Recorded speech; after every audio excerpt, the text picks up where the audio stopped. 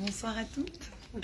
On n'a encore jamais fait un cours dans un magasin. Ce soir, nous sommes chez Ella Judaïka, comme vous pouvez le voir autour de nous. Je vais essayer de rien casser, parce que je parle avec mes mains.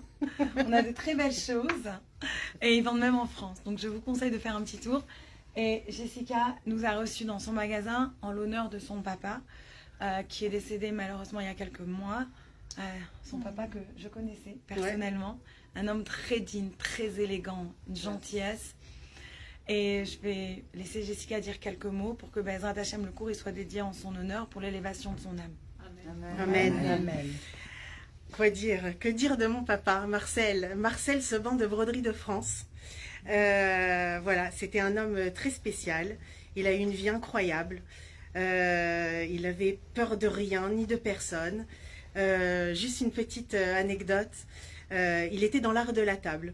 Donc il est arrivé d'Algérie en France et puis il s'est mis d'abord dans les trousseaux et puis après il a commencé à être dans... Il a ouvert sa compagnie Broderie de France et il a ouvert...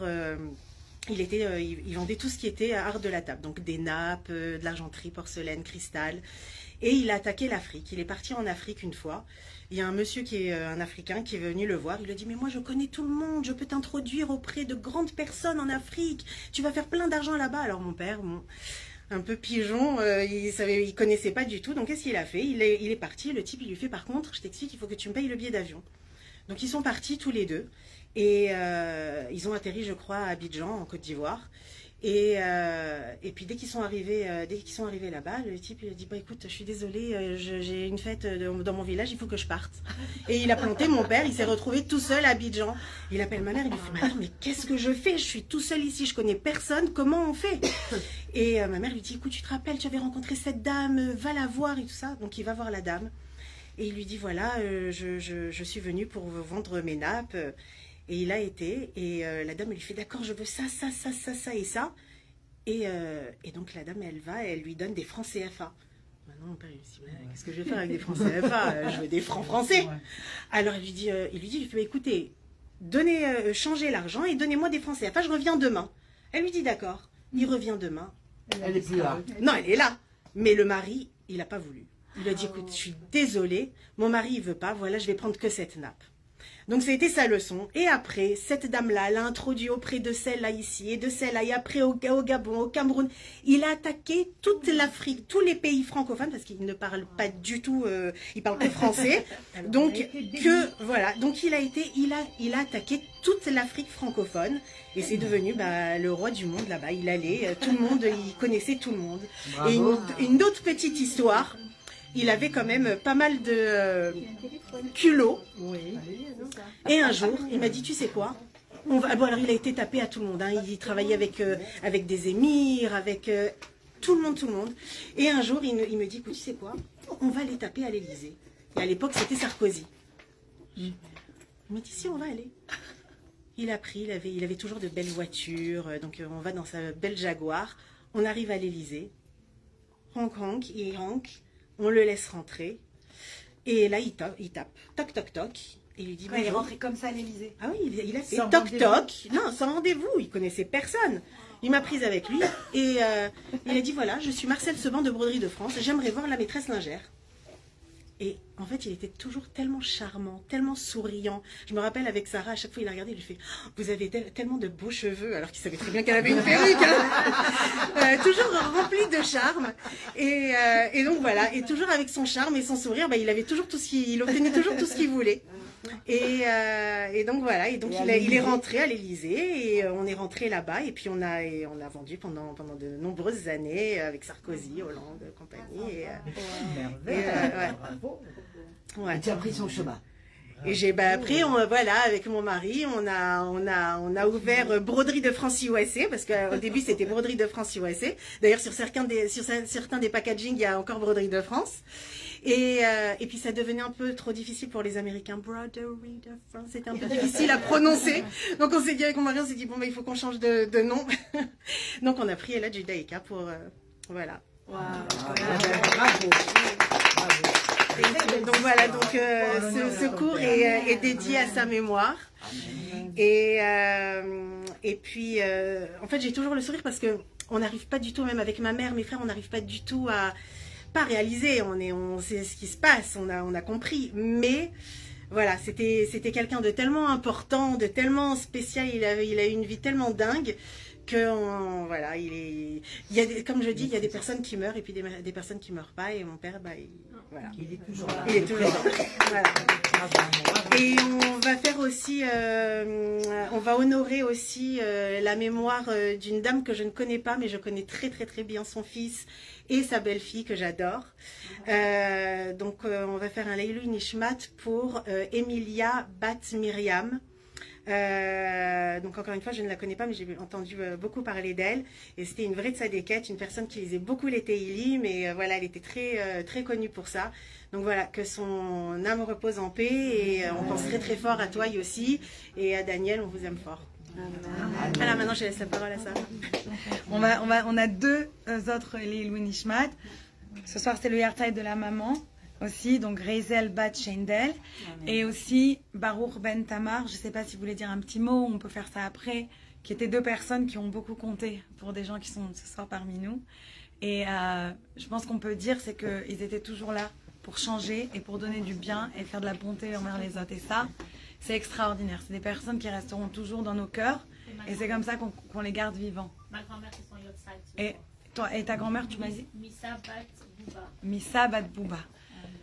Ah ouais, Bouba Bat Aimé, on a... Bezrat Hashem, on dit que ce soit Mélite Yocher, que ce cours-là, Bezrat Hashem, ce soit un autre mérite pour leur âme, et que cela élève leur âme, Bezrat Hashem, dans le ciel. Amen. Donc, Amen. Je voulais juste rajouter quelque chose. Parce que... Je peux tourner la caméra contre toi? Ah non, ok. Parle fort alors qu'on t'entend. C'était juste pour revenir sur une pensée de Jessica, un homme bon, un homme souriant, tout ça. En fait, Baruch, toute sa vie, a été dédiée aux gens qu'il aimait, à ses patients, parce qu'il était médecin. Et il a toujours été tellement dévoué, tellement je sais pas, d'amour pour les autres. Je sais pas, il y a quelque chose je le connais depuis que je suis toute petite, et c'était tellement un exemple de bonté. Et sa perte, et son décès et son enterrement hier m'ont vraiment affecté, et ont affecté les miens. Et en fait, Baruch a commencé sa carrière presque en même temps que celle de ma mère, quelques années d'écart.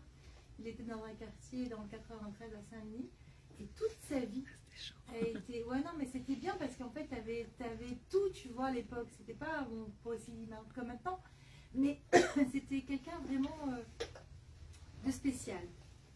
Et encore une fois, sa perte est un manque. Et j'espère que ses enfants écoutent ces paroles, parce qu'on a été très affectés, ma famille et moi, par son décès. Donc Baruch repose en paix. Et Amen. C'est déjà très haut.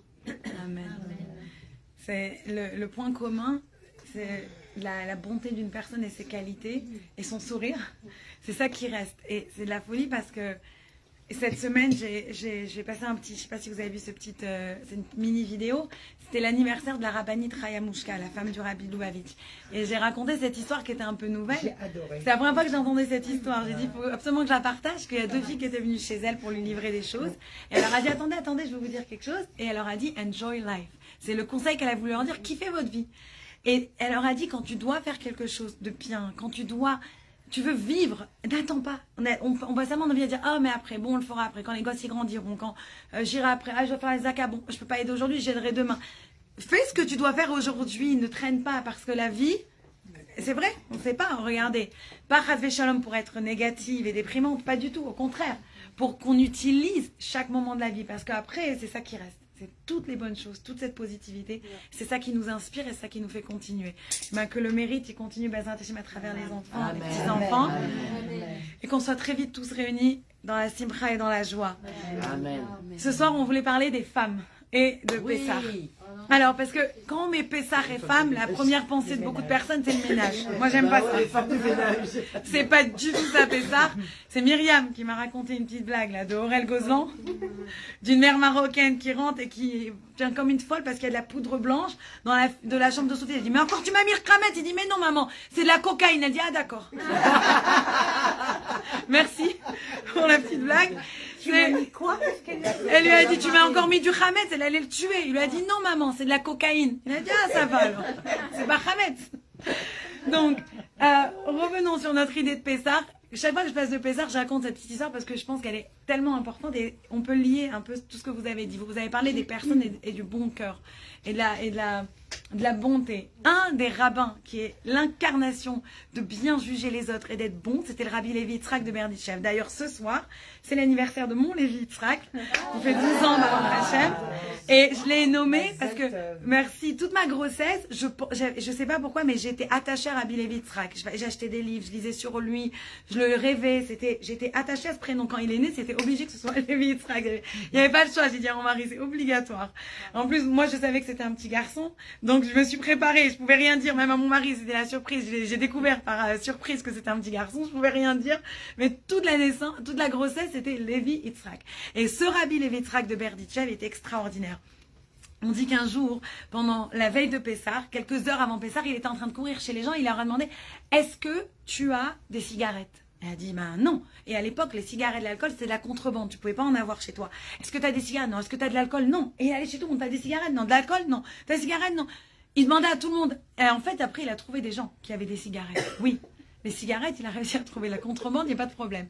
Mais quand il leur demandait, est-ce que tu as de l'alcool qui est Hametz, personne n'avait de l'alcool. Et les gens, ils disaient, mais t'es fou, c'est Pessah, quel de l'alcool? Et après qu'il a fait plusieurs maisons comme ça, il s'est tourné vers Dieu, il a dit, regarde Dieu, bon, des cigarettes, ils en ont parce qu'ils n'ont pas peur. Mais l'alcool, ils ont tellement peur de toi, regarde ton peuple comme il est beau. Mikam Israël, qui est comme ton peuple. J'ai pas trouvé une maison après avoir fait le tour du village qui avait du Hametz chez lui. Et ça, c'est vraiment comment toujours trouver la bonne chose, la positivité et voir les autres avec un bon œil. Ça, c'est extraordinaire de travailler sur ça. La fête de Purim et la fête de Pessah, elles sont liées toutes les deux à la libération. C'est quoi la grande différence? À Purim, après le miracle, on était quand même encore en exil, alors qu'à Pessah, après le miracle, on a été complètement libéré. Je m'explique rapidement. On était en exil, on était en Perse, on n'était pas chez nous, on avait été exilés depuis l'exil de Babylone et on ne pouvait pas repartir en Israël. Une fois que Esther s'est mariée avec Achashverosh, ils ont eu, d'après un de leurs descendants, c'était Darius. Et Darius, il a permis aux Juifs de revenir en Israël et faire la construction du second temple sous le prophète Ezra. Mais juste après l'histoire de Purim, on est resté en exil en Perse. Alors que Pessah, juste après l'histoire de Pessah, on est sorti, on est parti en Israël, en passant par le désert, on s'est un peu bloqué 40 ans, mais on a quand même réussi à arriver à la fin en Israël. Donc on est sorti. Donc ça, c'est déjà une des différences qu'on a dans ces deux fêtes. Un, on est resté encore après en exil, et l'autre, on a vraiment été libéré. Et dans les deux cas, c'est grâce à qui? C'est grâce à des femmes. Purim, c'est grâce à la reine Esther. Sans elle, on n'aurait rien pu réussir.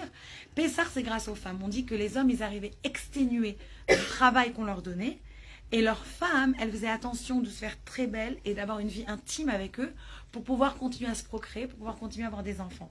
Et grâce aux femmes, on dit Bisrout Nashim Satkaniot, c'est grâce au mérite des femmes saintes qu'on a pu sortir d'Égypte. Et donc jusqu'à aujourd'hui, le Rabbi Louavitch disait dans ses sikhot, dans ses discours, il disait de la même manière qu'on est sorti d'Égypte grâce aux femmes, la seule manière de sortir de l'exil aujourd'hui, c'est grâce aux femmes. Et je sais que quand tu vois les soldats sortir et se tenir comme ça sur l'estrade entourée de monstres, et tu vois à quel point elles te racontent comment elles ont survécu, tu te dis mais non, je comprends, pourquoi grâce aux femmes on va sortir d'exil, j'ai plus de doute. Mais ça, c'est toute l'idée, c'est-à-dire les femmes, c'est elles qui ont réussi à tout transformer. Et la femme, elle a quelque chose de très spécial qu'un homme n'a pas. La femme, elle arrive à transformer les choses et à créer. Un homme, il va emmener de la semence, mais c'est la femme qui va en faire un bébé. Personne d'autre ne peut faire une chose pareille. C'est quelque chose d'extraordinaire. Et on voit ça à la base. Depuis que Dieu il a créé la femme, Dieu dit vaïven. Quand on parle que Dieu il a créé l'homme, après il a créé la femme, on utilise le mot vaïven qui vient de binyan, construire. C'est pourquoi il va construire. On déduit de ça la Kabbalah, Rachid, il y a beaucoup d'explications. On déduit de ça qu'en fait, de là, la femme, on dit qu'elle a bina, qu'elle a une compréhension spéciale. C'est comme un sixième sens. Il n'y a que la femme qui a cette sensibilité et elle arrive à sentir les choses. Combien de fois on dit quelque chose, on dit écoute ta femme. La femme, elle sent les choses, elle sent. On ne peut pas décrire ce que c'est bina. Bina, c'est une compréhension spéciale que Dieu l'a donnée qu'à la femme et à personne d'autre. Et on voit, quand on voit justement, puisque cette semaine c'est l'anniversaire de la rabbinite, quand on voit sa vie, on voit que dans sa vie, elle avait cette intelligence extraordinaire qui vient de cette bina. on voit aussi qu'elle a compris que le rôle de la femme, il peut avoir deux sortes de rôles. Il peut avoir un rôle privé et un rôle public. Quand on regarde l'histoire de Purim, quand on regarde l'histoire d'Esther, c'est public. Elle était la reine, elle est partie voir le roi, elle s'est battue, elle était loud, elle était, comment on dit loud? Elle était à voix, elle parlait fort, quoi. On l'a remarqué parce qu'il fallait ça. Sans ça, on n'aurait pas pu être sauvé. Alors qu'à Pessah, on parle de quoi? On parle de la femme dans l'intimité. C'est quelque chose de privé. Des fois, ta force et la manière dont tu changes, c'est toujours dans la discrétion. Et on voit que la rabbinite, la femme du rabbi, elle avait ces deux éléments en elle. On raconte plusieurs histoires.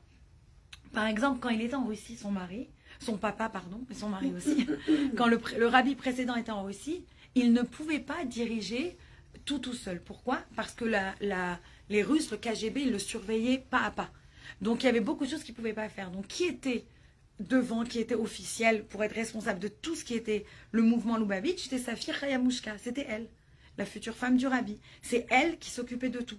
D'ailleurs, quand son père il est parti en exil, elle l'a aussi suivi parce que c'est elle qui l'aidait à organiser, à passer les messages. C'est elle qui, quand il est parti en prison, c'est elle qui a repris l'association, qui a repris tout. C'est tout passé par elle. D'ailleurs, quand ils sont venus arrêter son père, c'est elle qui a eu l'intelligence, qui a su comment leur annoncer d'une manière de dire une certaine phrase.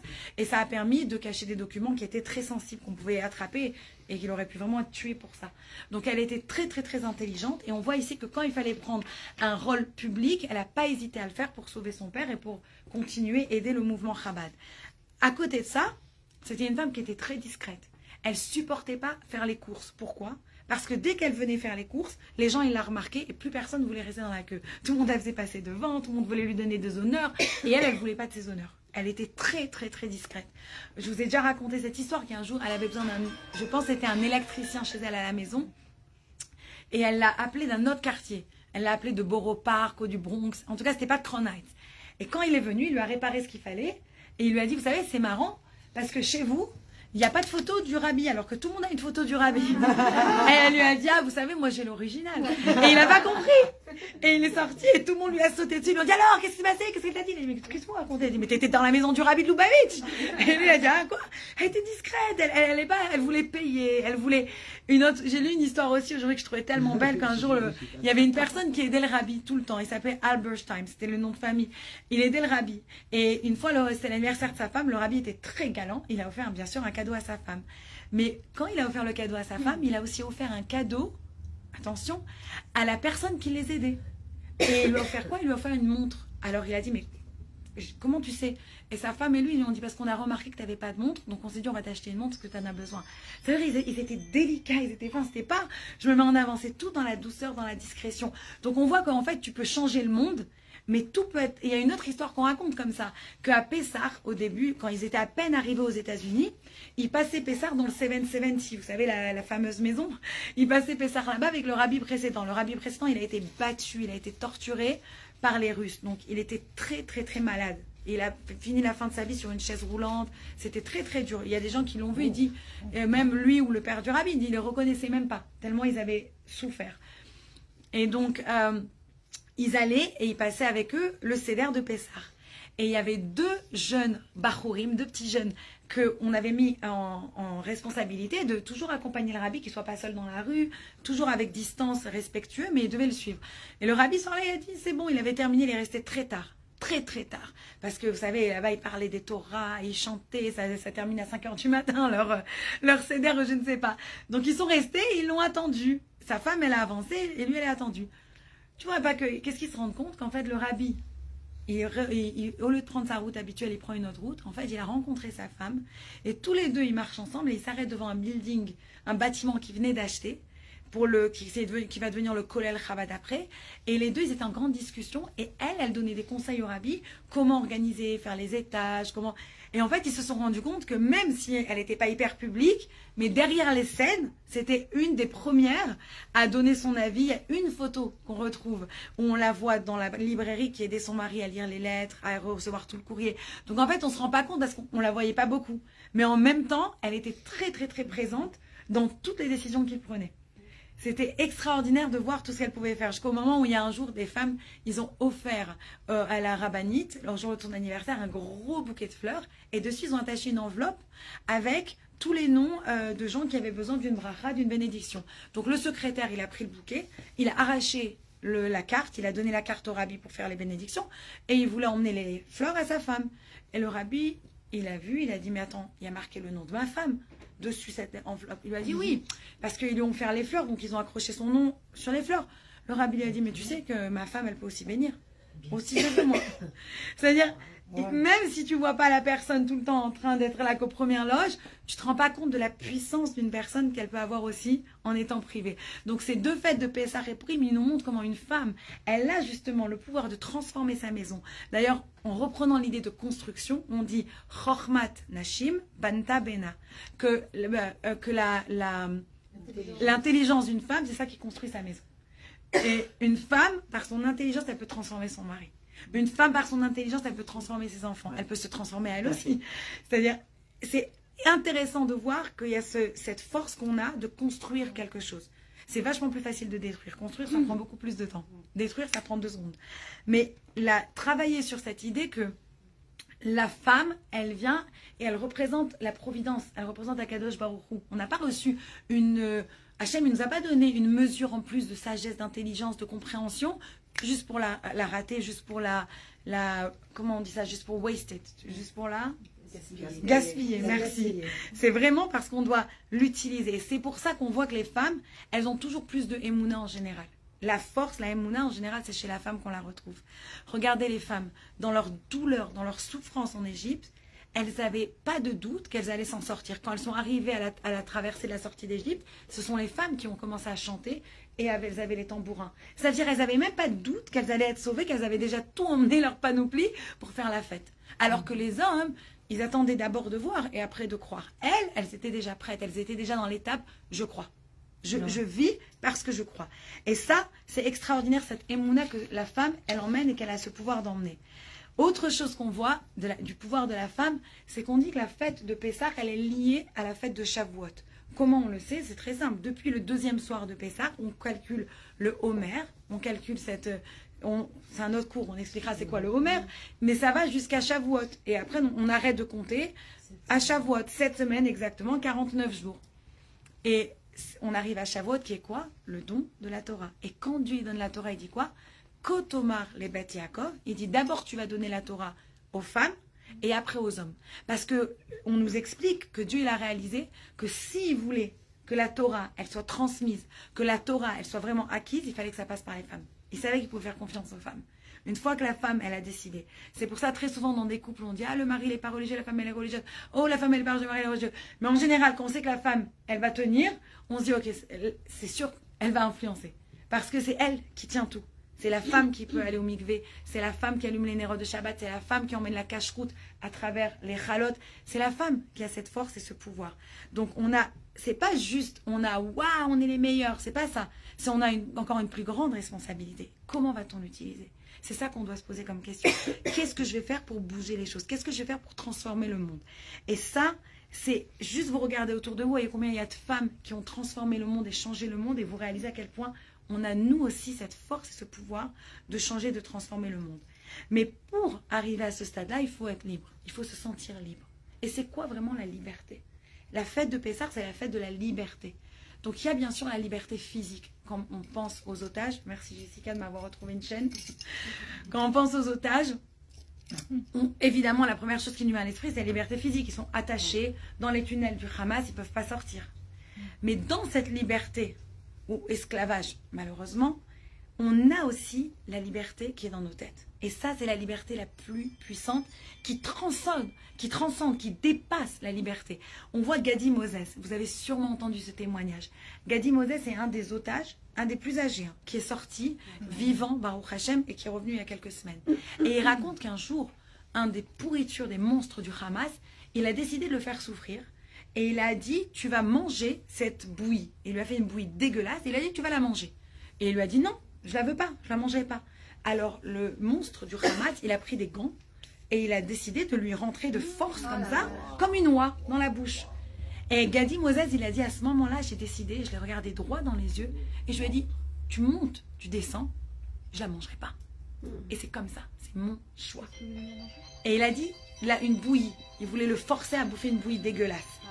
Et à ce moment-là, quand il a refusé, il a dit, là il a repris à ce moment-là de sa dignité et il a repris de sa liberté. Il a dit, même si là, il était attaché, même si là, il était dans leurs mains, parce qu'il ne pouvait rien faire contre ça, mais il pouvait leur montrer qu'il ne pouvait pas le contrôler. Ça, c'est être libre. Un autre exemple, un autre otage. Vous avez sûrement encore entendu ce témoignage. Tal Shoham.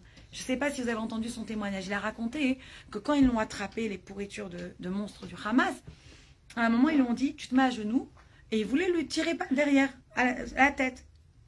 Et lui, il s'est dit, ok. Je peux rien faire, je peux pas contrôler cette situation. J'ai rien à faire. Entouré de terroristes avec des kalachnikovs, tu veux faire quoi? Rien du tout.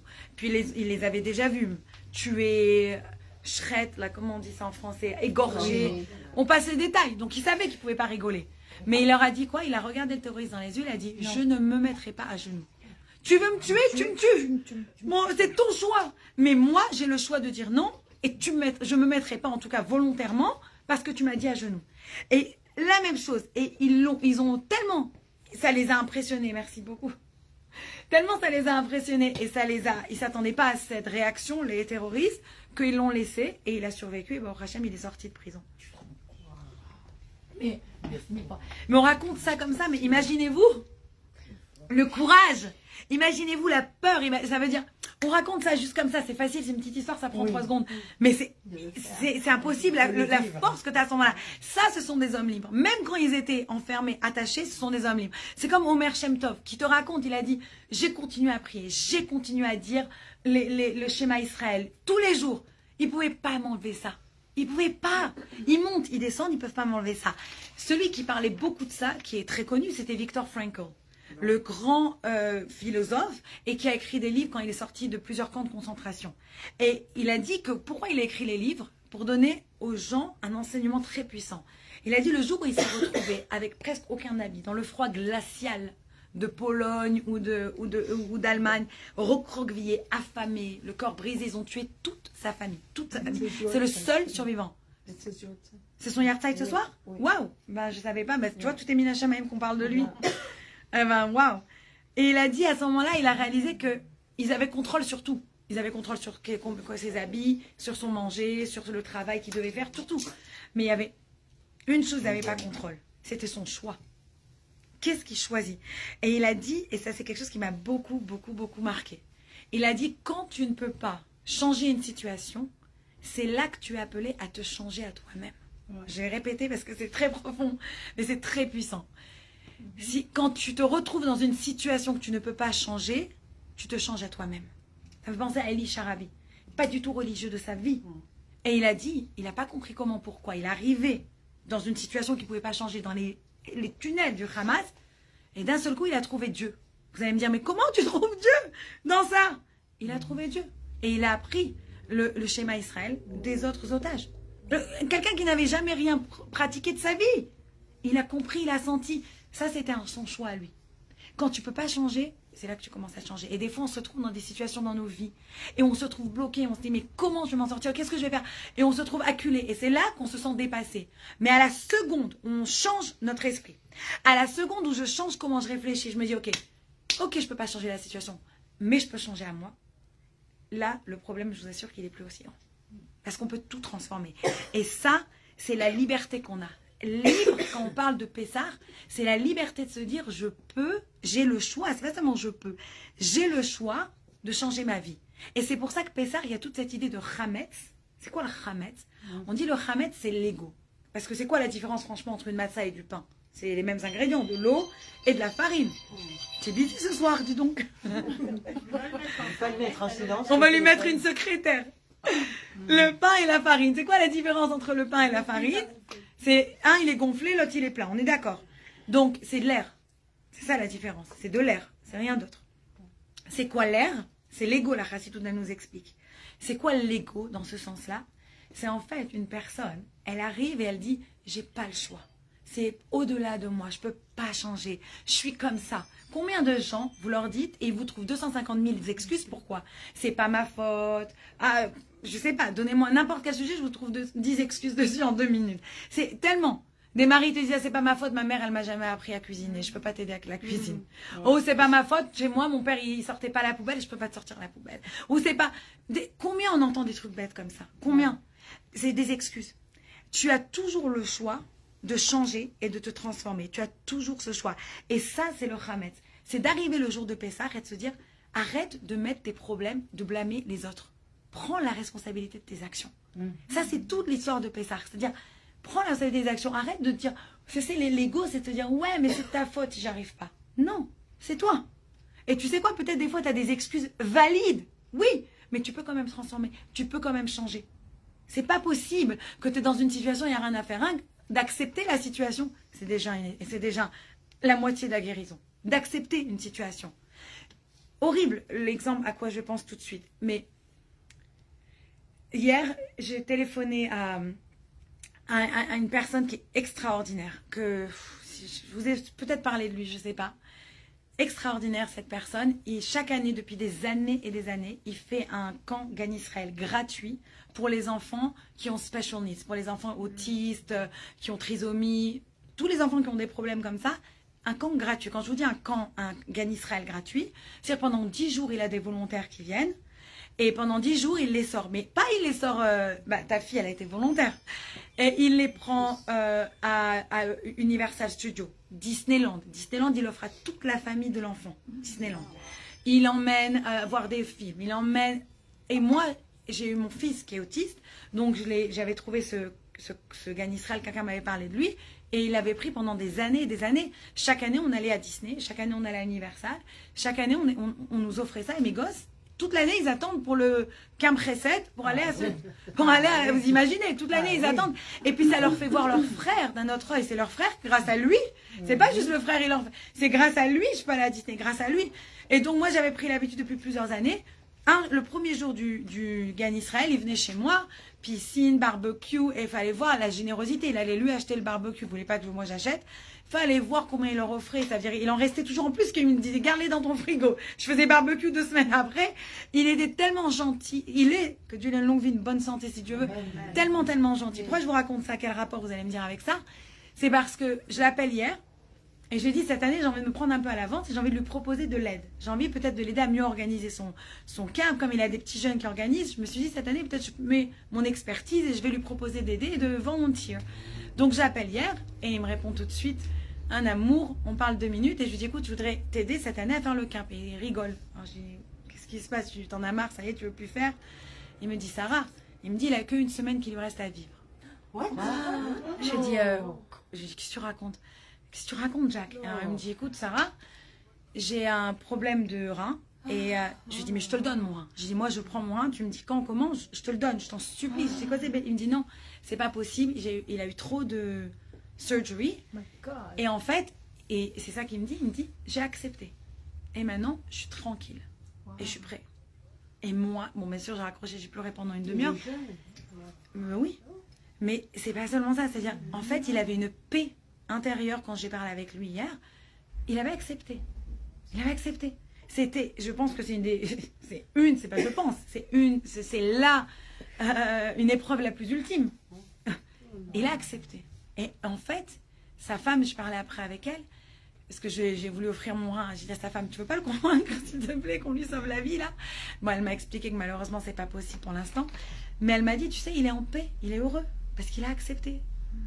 Et ça m'a vraiment marqué. Quand je commençais à préparer ce cours, j'ai eu des frissons. J'ai dit, mais regarde, il ne peut pas changer la situation, alors il s'est changé à lui. Et il a le sourire. Et il a la joie dans la voix quand je lui parlais. C'était sympathique. Il m'a rigolé, il m'a dit, ah Sarah, de là-haut, peut-être tu te marierais. Hein? Je dis, ça va aller, Jacques, on est ok. Je suis bien sur terre, Baruch Hashem. Mais ça veut dire, il était prêt à en rigoler, c'est lui qui me redonnait du courage. Ça veut dire waouh, waouh. Ça veut dire, et quand tu entends les otages qui sortent, et c'est eux qui donnent du courage aux autres, c'est eux. Ça veut dire, tu te dis, hello, J'ai parlé, je sais pas à qui la semaine dernière qui me disait, ah, c'est trop dur, mon problème et ça. Et je disais, mais attends, mais excuse-moi.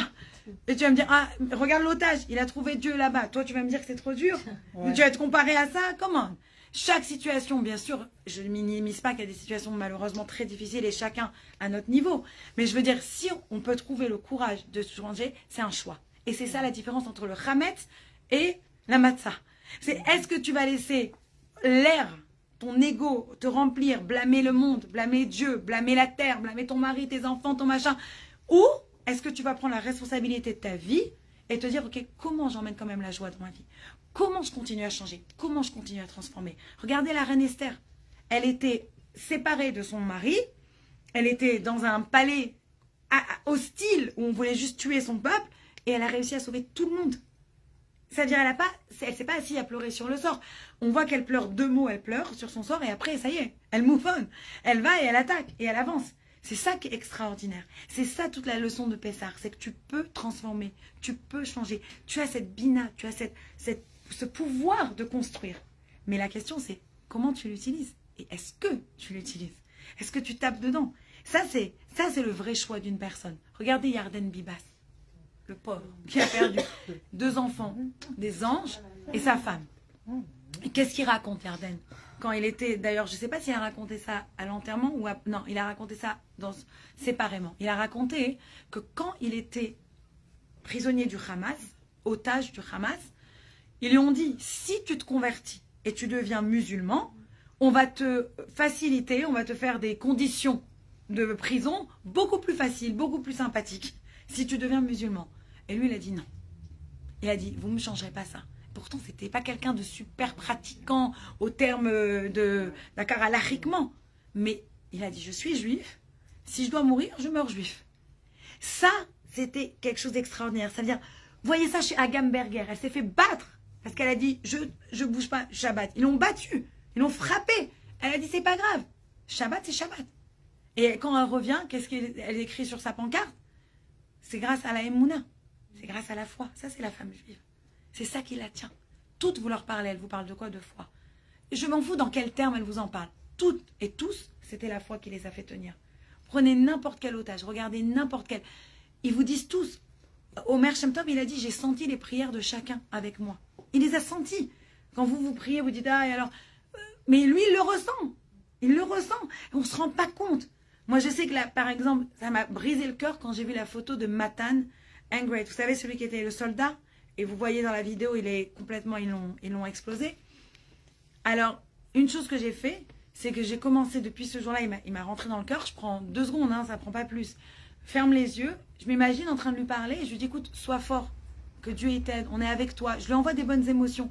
Et au début, je pouvais rigoler, je disais, n'importe quoi, ça marche pas. Mais quand vous entendez Omer Shem Tov qui vous dit qu'il a ressenti, tu sais que ça marche. Même s'il ne va pas le ressentir, genre une illumination. Mais ça n'est jamais le ressent. Son âme, exactement. Et ça donne de la force, du courage. Et tu ne sais pas si c'est ça qui va le garder vivant. D'essayer, prenez un otage, adoptez un otage. Prenez chaque jour 3 secondes, hein, 1 minute, je ne sais pas, prenez un timer. Et pensez à lui, imaginez-le. Et imaginez-le qui sort de prison. Imaginez-le, vraiment visualisez la Bezrat Hashem, la libération. Pensez-vous que les Juifs, ils étaient 400 ans en Égypte. Ils ont été esclaves plus de 200 ans. Plus que 200 ans. Mais vous imaginez, à ce stade-là, tu te dis, mais toute ma vie, je vais être esclave. Il y a pas de... Tu vois jamais la fin de ton esclavage. Tu vois jamais la fin de ton calvaire. Mais en fait, une fois que Moshe il a réussi à leur redonner un peu d'espoir, c'était reparti. Et c'est ça qui a fait que leur libération, elle est arrivée. Et elle arrive en plein jour. Au moment où on s'en attendait jamais, c'est là qu'elle est arrivée. Et ça, c'est la force de Pessah. Pessah, c'est le moment où on se dit, une fois que je reprends le contrôle de moi-même, j'arrête de laisser tout m'envahir, j'arrête de laisser le stress, j'arrête de laisser les challenges, j'arrête de laisser tout ça me dépasser. Je reprends contrôle de la situation. Et je contrôle ce que je peux. Ce que je peux, avec les moyens que je peux. Mais je donne de mon mieux. C'est là qu'on voit les miracles arriver. C'est là qu'on voit tout changer. Et ça, c'est le défi qu'on a eu en Égypte et c'est le défi qu'on a relevé. Et c'est Bezrat Hashem, le défi qu'on va réussir aussi pour sortir de cet exil. Et je voudrais juste terminer avec une petite idée que chaque petite chose qu'on peut faire et qu'on se dit, ah, c'est pas grave, Non. Chaque petit détail, ça compte.